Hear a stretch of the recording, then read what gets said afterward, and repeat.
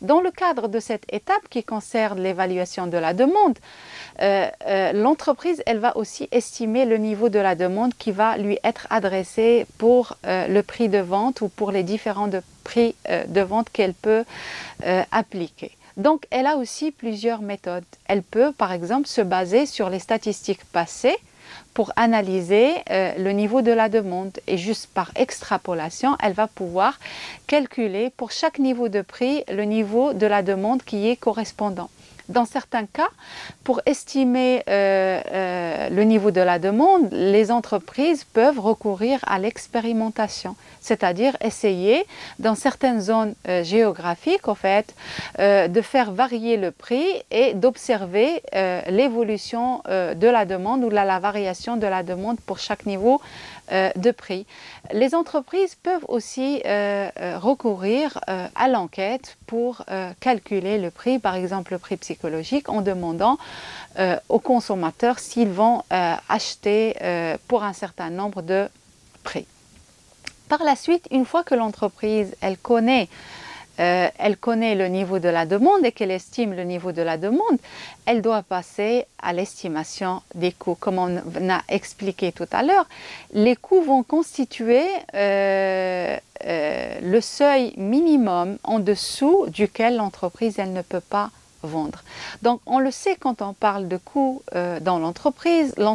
pour fabriquer les produits et les services,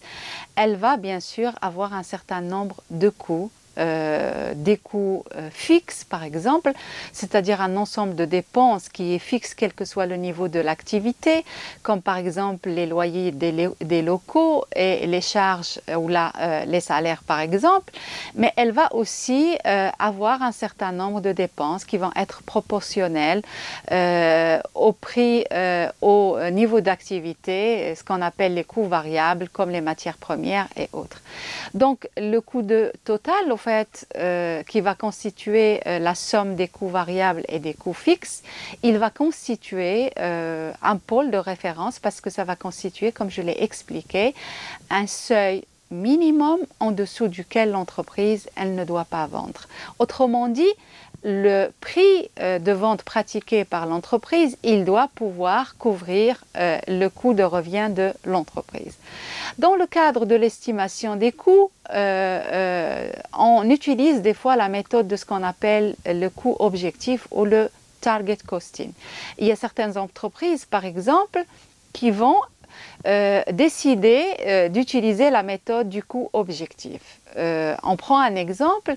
par exemple le PDG de Renault, quand il a voulu lancer la Logan, il avait utilisé un objectif, où là il s'était fixé comme objectif de produire une voiture qui coûte 5 000 €